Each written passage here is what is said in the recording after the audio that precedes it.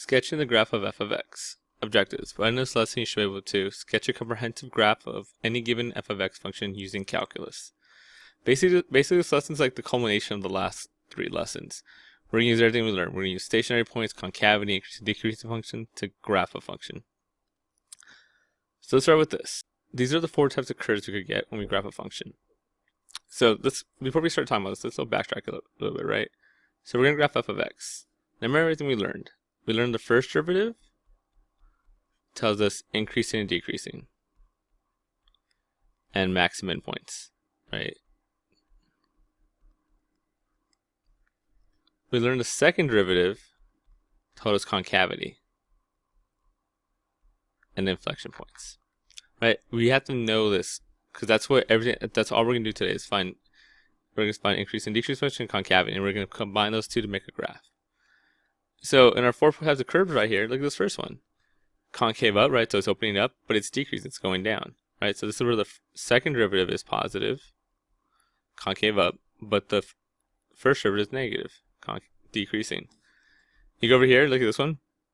Concave up, so it's opening up again, but now it's increasing, right? Notice how these are both opening up. This side's increasing, that side's decreasing. So this is another second derivative positive, first derivative negative.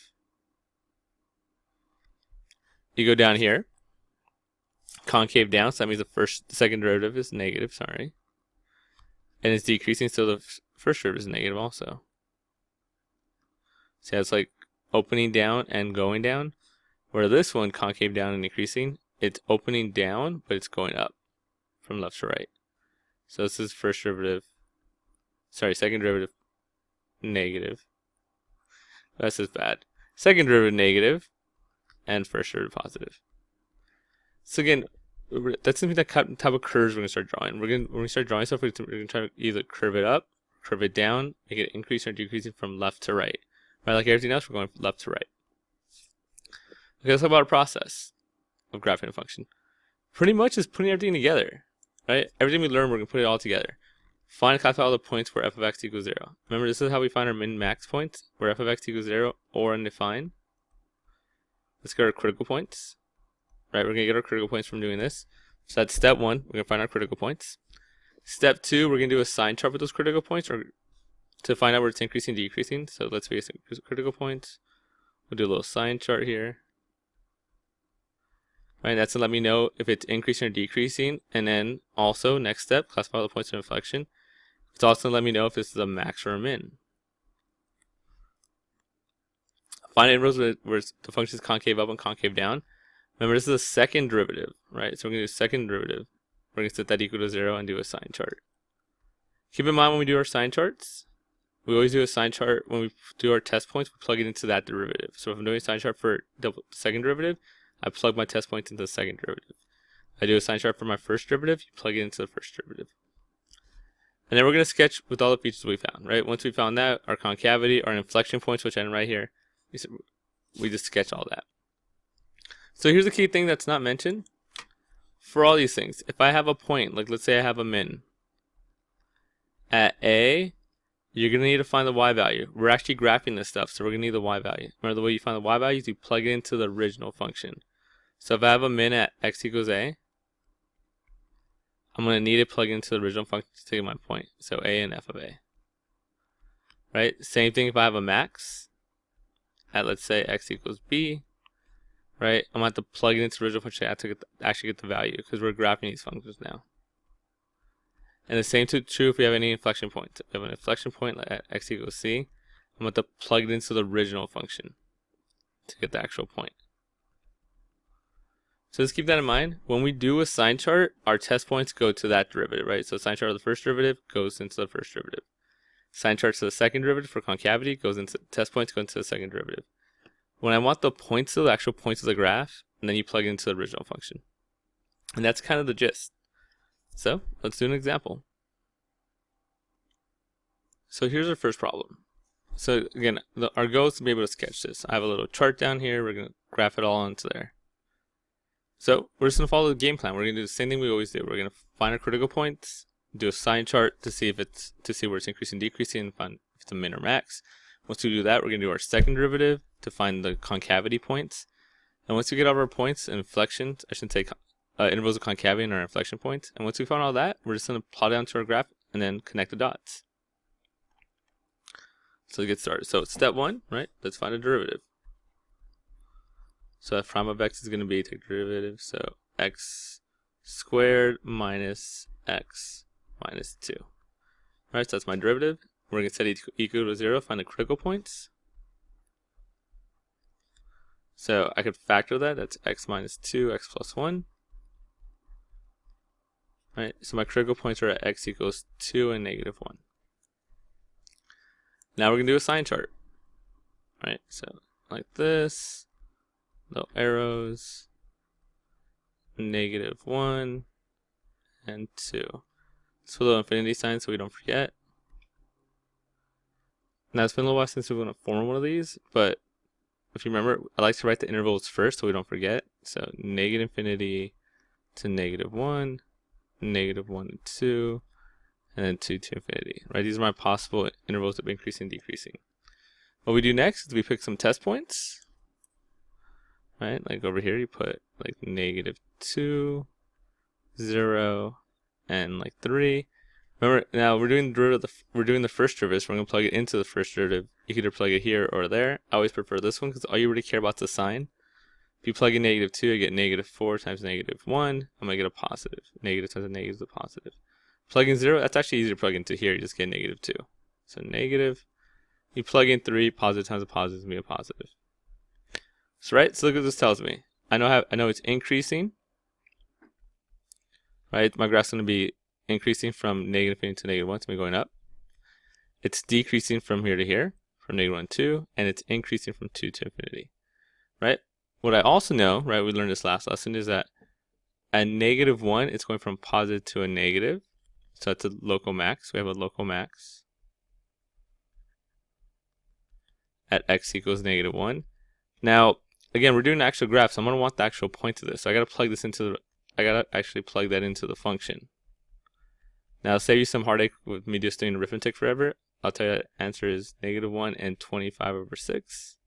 Or as a decimal, negative 1 and 4.16 with a line over it, repeating. So that's the local max, right? So keep that in mind. I have a local max right here. That's my point. And then we also learn, right, we have a local min. At 2 goes from negative to positive, so same idea. I have a local min at x equals 2. But again, since I'm actually graphing this, I'm going to want the actual point, so I'm going to plug it in. I'll save some time. That is 2 and negative 1/3. Or 2 and negative 0.333.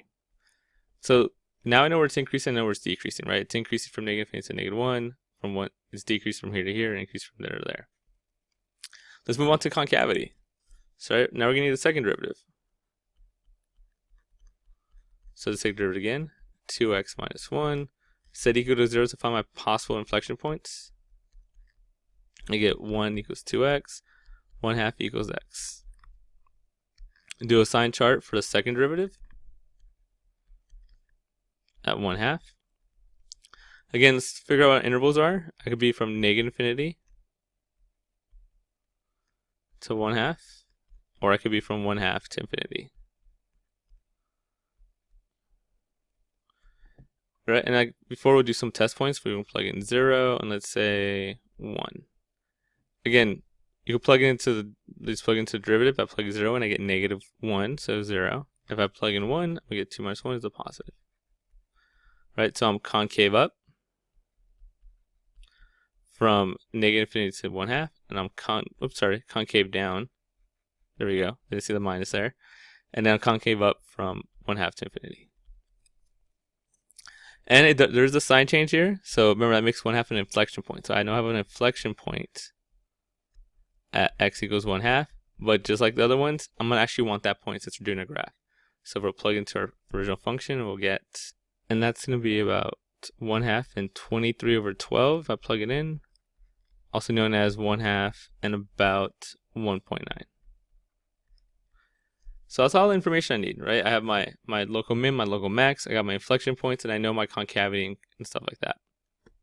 So now it's time to put it all together into a nice graph right here. Before we put it all together, let's review what we learned, what we have, right? So let's do a little line right here. Put all the stuff we know. Right, I know I have a critical point at 1/2. I have an inflection point at 1/2. So that's my inflection point. I have a critical point, right? Look at 2 and at -1. So if you're at 2, I have a critical point. And at -1, I have another critical point. Right, and then we learned up there that before -1 it was increasing and then decreasing. So this is increasing. Increasing. And between -1 and 2 is decreasing, so both of these are going to be decreasing.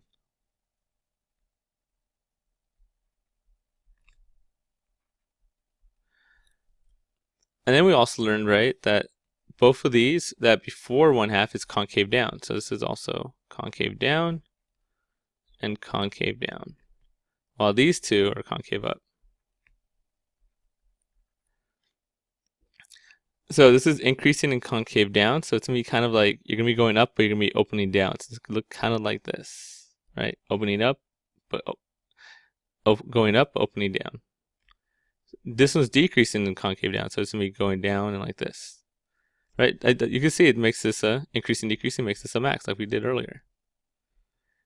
Over here, it's in our inflection point, right? So it's going to go down. That's a switch to going up. So decreasing, concave up. So it's going to be going down, but opening up. So it's kind of unusual. So it's going to be like opening, it's going to be like this. Right, so it's going down but opening up. And then finally increasing and concave up. So it's going to be going up and increasing. Again, you can kind of see this makes the minimum. The truth is though, if you connect your points correctly, it's going to turn out to be that way anyway. So let's start plotting our points. So we have 2 and -1/3. So 2 and -1/3, so around there. That's my local min. Right, and then we have a local max at -1 and 4.16. So -1 and 4.16. So around there, I guess it's an estimate. It's a local max. And then my inflection point is 1/2 and 1.9, so about 2. So 1/2 and about 2. So around here. It's my inflection point. Now you can help yourself out by doing a y-intercept. Remember, if you want to do the y-intercept, super simple, just x equals 0. So you give yourself another point that helps out. If you look over here, plug in 0, and your y-intercept will just be 3. So this gives you a nice little extra point to connect through. But it's not one of the big points. It's not a big deal. So right there. Now let's put it all together, right? So here's the thing about it. You know that's a max. And before -1, you were increasing. So it's just a sketch. So you just got to go increase until you get to that max there. You kind of want it to be, you know it's concave down, so you kind of want it to be curving down. Something to that effect, right? Then you got to hit that inflection point. So try to get there. Oh, I should have gone through the y-intercept, but whatever. Right? Again, you want to be curving down because it's concave down. And then now you got to hit this thing from the inflection point. Notice again, you're still decreasing, but you should be kind of curving up, concave up. So try to hit it. Curving up like that. And then finally, you're increasing after that, and you want to curve up. And you get something to this effect. And that's your graph. Right? A lot of it's just finding the inflection points, find the max and min, and then just kind of combine the concavity. Let's go to the next one, right? So here's another one, right? Same concept. We're gonna try to classify all these critical points, do all the stuff, and graph it. Right? Just as always, our first step is we're gonna set the derivative equal to 0. So f prime of x equals 12x cubed minus 3 times 6 sucks 48 plus 48. That one's easier. And the 9 goes away. Bye bye 9. Hey, look, there's no constant term in this case. So we have this, right? Now we're going to set equal to 0. And remember, the first thing we do when we factor is you want to see if they have anything in common. That's always the first step for factoring. That should have been 48 also. There we go. Right? And now in this case, they all have a 12x in common. So we lucked out, made it a little bit easier. So that's going to be x squared minus 4x plus 4. Right, now you can factor this some more. That still factors. That's just x minus 2, x minus 2. You can split it to get our answers. We're going to have x equals 0 from right here. 12x equals 0 for people that don't see that. There you go. And then right here, x minus 2 equals 0.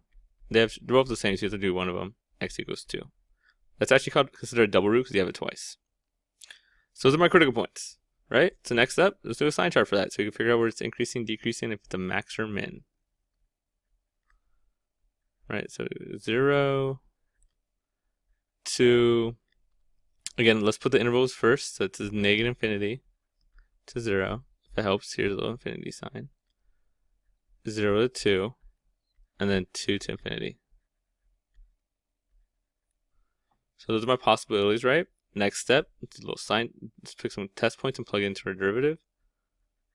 So this would be like negative 1, 1, and 3.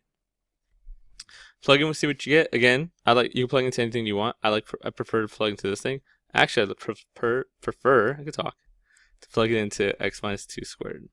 Because I know this is for sure positive. Right? It's a squared number. It's automatically going to be positive. So all I got to worry about is this part. If I plug in negative 1, it's negative 12 times a positive, which is a negative.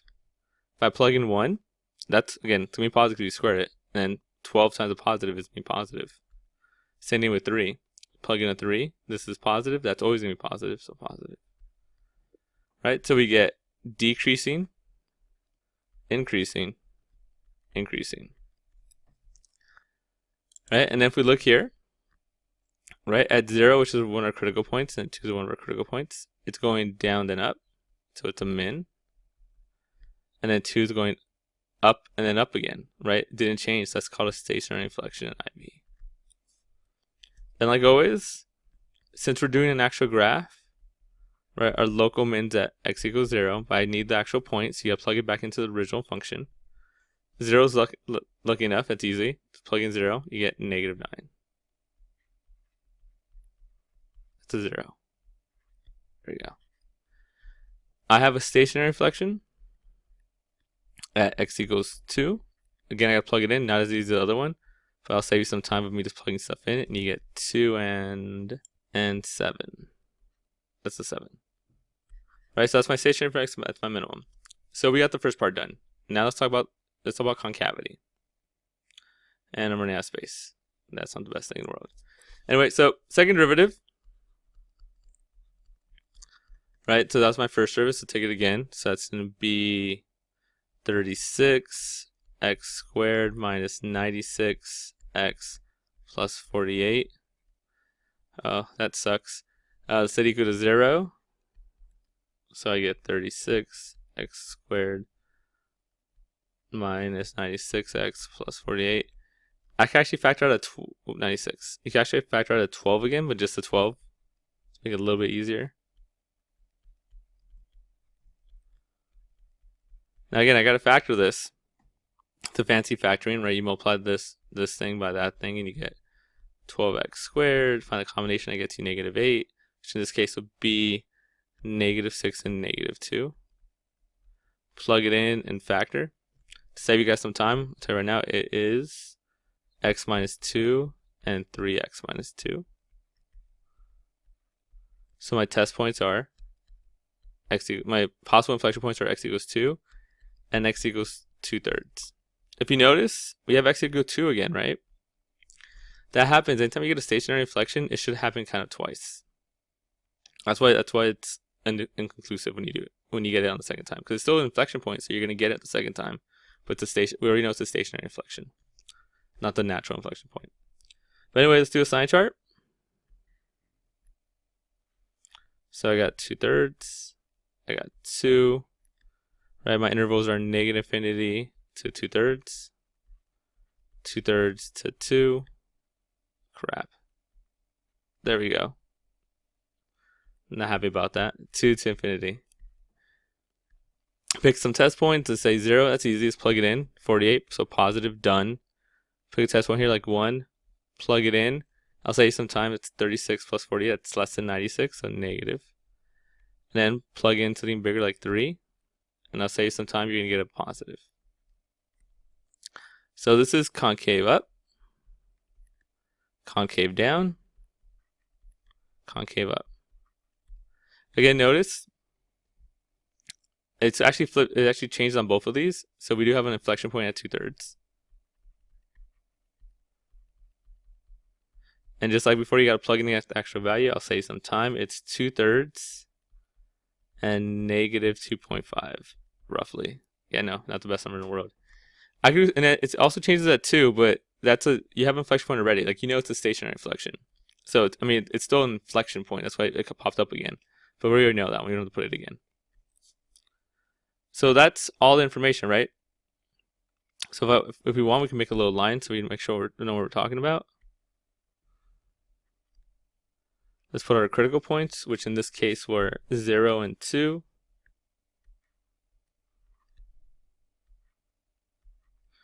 So that's my critical points. As I say, right, this was a stationary inflection. This was our min. We have an inflection point at 2/3. So it's an inflection point. Right, and what do we learn? We learned that this was decreasing. This was increasing. It was still increasing here also. And then it was increasing the rest of the way. And then from our second derivative, we learned that it was concave up all the way to 2/3. So from here to here, it's concave up. So concave up, concave up. Right, so again, that's going to look like you're going down, but you're concave up. So it's going to look, my head always has a hard time with this one.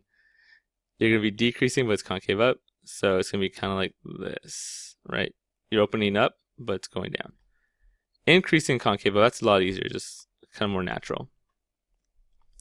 Over here, right, these are both, we learned that after 2/3, it's concave down. So 2/3 of 2 is concave down. So that's this little part right here. So this is concave down. So you're increasing, but you're opening down. So you're going up, but you're opening down. So it's kind of like this. Right, those are always the ones that are a little funky. And then after 2, we got concave up again.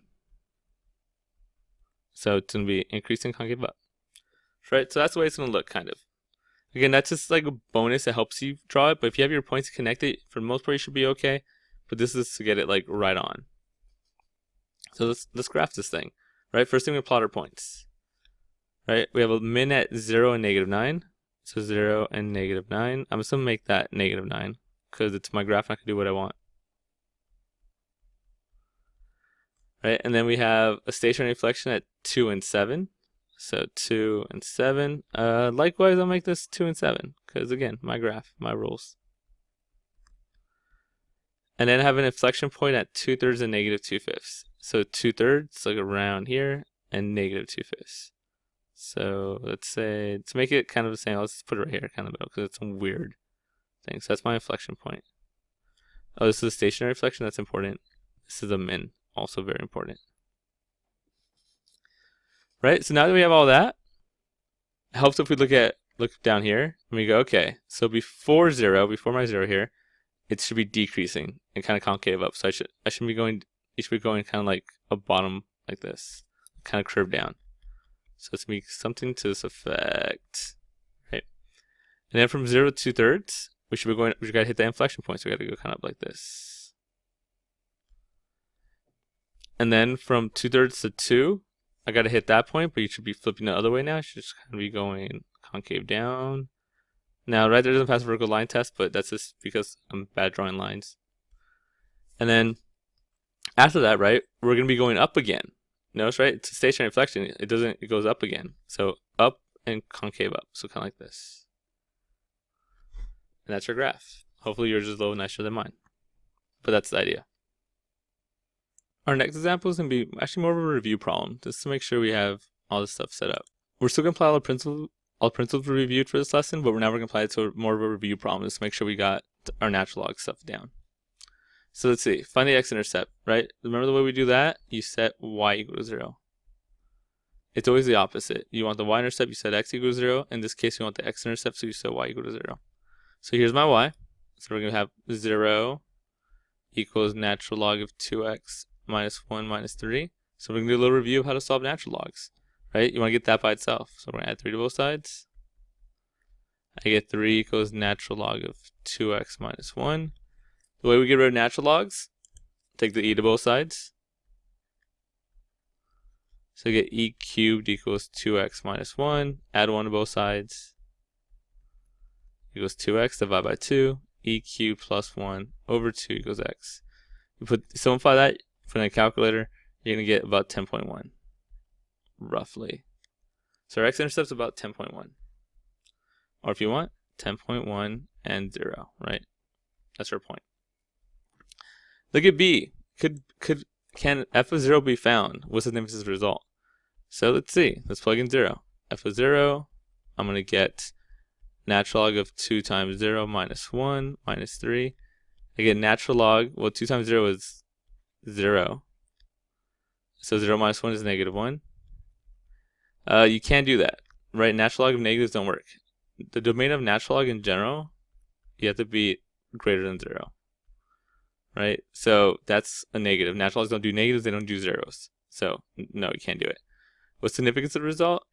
Well, you're plugging in 0. Kind of just talked about that, right? If you're plugging in 0, that means that's the y-intercept.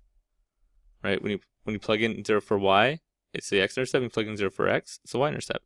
So in this case, we have no y-intercept. That's the significance of the result. C, find the gradient of the tangent to the curve at x equals 1. Remember those words? They sound familiar, right? That's the derivative. We're taking the derivative of the curve. Now notice it said gradient of the tangent. It didn't say the equation of the tangent. I don't need to do y minus y1. Gradient just means take the derivative, plug in 1. That's all they want me to do. So let's take a derivative. Hey, it's a natural log. More review. I love review. Right? So natural log, remember the derivative of natural log is 1 over the inside times the derivative of the inside. Right? Chain rule. Classic chain rule. So 1 over the inside times the derivative of the inside, which is 2. The 3 goes away. So my derivative is just 2 over 2x minus 1. They want me to plug in 1. So 2 over 2 minus 1, or just 2. D says find the domain of f. I kind of talked about this already. The way you do domain of natural log, there's some domains you should know, right? Square root domains that we should know. Square root of x, it can't be negative, so x is greater than or equal to 0. 1 over x, can't divide by 0, so x cannot equal 0. And then natural log or log of x, it's x is greater than 0. You can't be negative or 0. So in this case, all we care about is what's inside the natural log. So that part, just like it is over here, has to be greater than 0. So 2x minus 1 has to be greater than 0. Because that's what's inside the natural log. From here we just solve it. 2x is greater than 1. X is greater than 1/2. That is my domain. You can leave it at that. You can put 1/2 to infinity. Either way, it kind of works. They want me to find the second derivative, and hence explain why f prime is concave down for all. Well, remember, just think about this. Why is it concave down? Concave down means the second derivative is negative. So they want me to find the second derivative, and it should be always a negative value. So let's see that. So this is my derivative. Second derivative would be another just quotient rule, right? U prime u over v, which is u prime v minus v prime u all over v squared. I'll do this real quick. The derivative of u is 0. 0 times 2x minus 1. Minus the derivative of the bottom is just 2 times the top 2 all over the bottom squared. And we're going to get, that's a 0. Get away. Negative 4 over 2x squared minus 1. Now again, we got to show why this is always negative. Well, look at it. That's what we talked about. Look at this bottom here. Right? It's squared. Squares are always positive no matter what. So this is always positive. And look at the top. It's a negative. Right? And a negative over a positive is always a negative. So this is always negative.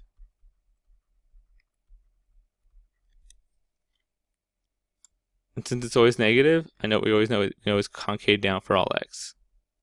Concave down for all x is greater than 1/2, which is our domain. And last thing, graph the function showing the features you found. So we didn't find that many features. We just know it's always concave down, and we found the x-intercept at 10.1. Right, so let's go over that again, right? We only found a couple things, right? We found 1 point, right? That's our x-intercept. We know there's no y-intercept. That's important. We know that the domain is actually greater than 1/2, so we can't go any further left than 1/2. And we know it's always concave down. So how would I graph this? Using the bare minimal stuff we know. Right, I know at 1/2, it have to be greater than that. So there's a kind of vertical asymptote right there, because it has to be greater than that. Other than that, I just know that we hit a point here at 10.1. 10.1 and 0. That says 10.1. Oh man, that's ugly. Even for me. Right, like that. I have to hit that point, and I know it's concave down for all of it. We didn't find it, but it's also increasing. Right, our first derivative here, when we plugged in 1, we got a 2, so that just means it's increasing. Right, it's like we did a sine chart, so it's increasing. So you can start down here somewhere. It's increasing, it's concave down, so it'll be something to this effect. And that's the idea. Again, I care less about that graph than I did about all this like review stuff there. Okay, almost done. Last thing's about graphing. Now, what we did before was I gave you the function, and then you had to find a derivative. We'll go over that to make sure we remember to do this. But what's new this time is that we're going to go backwards. I'm going to give you the function, I'm going to give you the derivative, and I want to find the original function. Now, think about that. There's not one answer. There's actually many answers. So it's just one sketch of a possible original function. So we're going to do that a couple of times. But before we do that, let's go the normal way, the way we know already. Right? We know if I give you a function, and I want you to draw me the derivative, what we do is we look for the critical points. We go, okay, the critical points here are the max and mins, because I have the original function, I'm trying to find a derivative, right? Anytime you're trying to get a derivative, you're looking for the max and mins. So around here, and around 3, then you go plus, plus, plus, so it's positive, minus, minus, minus, so it's negative, and then plus, plus, plus, so positive. So it's something to that effect, right? And if you want the second derivative, you just do it again, right? You find the min or max, which in this case would be here. That'll be my 0. And then negative, negative, negative, so negative, and then positive, positive, positive. Right? So that's how you go from original function to each derivative, right? You look for the max and mins, which give you the critical points, and then you work from there. When we go backwards, which is happening here, so right, I'm giving a derivative. I want the original function. Now, like I said a little earlier, there's actually many answers to this. But when you go backwards, we're going backwards, right? So let's think about going backwards. We find the max and min, and those are our critical points. That's the first thing we do. Well, in this case, right, we're going backwards. So our zeros, right, all our max and mins and inflection points. Right, just like we did before. Right, first thing we found is our max or min. Those are zeros. So if we're going to go backwards, we're going to find get our zeros, and that's going to be our max and mins. So like if I was looking at this one, I'm going to find my zeros first. So like right here at -6. Right, so I have x equals -6. Now I got to decide if that's a max or min. Well, notice how it's going from negative to positive. So this is a min. So the idea is you have a min at -6. So somewhere at -6, draw a min somewhere. Doesn't matter where. Let's say down here. Right, and then let's go to the next one. Oh, -1-ish. At x equals -1, I go from positive to negative, so that's a max. Positive, negative, max. So at -1, somewhere, again, it doesn't really matter where, this can't be below that, but somewhere around here should have a max somewhere. So again, I picked a random spot, it doesn't matter where I put that, it's just one answer, there's many different answers. So right there. Then we get our other 0, like at 5. And we get to decide that's a min or max. And again, we're going from negative to positive. So down then up. So it's another min. So at 5 somewhere, you can draw a min. So right, it doesn't matter where. So something to that effect. And then all we do now is fill it in. So, okay, well, this has to be going over here. These have to connect. These have to connect. It goes over there. I should have connected this middle part better, but that's the idea, right? That's an answer. It's all about finding the zeros. Zeros are your max and min. Put those, and then just kind of connect the dots. So that's how you go. That's how you go from a derivative to like one level up. Let's do another one to make sure we got the last one we're doing today. Then I promise I'll stop talking. So this one right here. Again, here's the derivative. I want the original function. So we gotta think zeros all are max and min. Stationary flexion or stationary flexion. So here's a 0 at -3. I'll do what we always do. We always like, let's make a sign chart. Let's make it a sign chart because it's a derivative. And then we have another 0 here at 1. Right? Before -3 is a positive. After -3 is a minus. And after is a negative. So at -3, I have a max. So again, somewhere on -3, doesn't matter where. Draw a max. You could do it down here, you could do it up there, it does not matter. Draw max. At 1, I'm going down and I'm going down again. So I have a negative stationary reflection. So at 1 somewhere, draw a stationary reflection. So it's going to kind of go like, that's connected to that one, so kind of like this and then kind of like that. Right, kind of connects cubed. Right, and you know it has to connect to that one. And that's kind of the idea. You go, okay, I got those.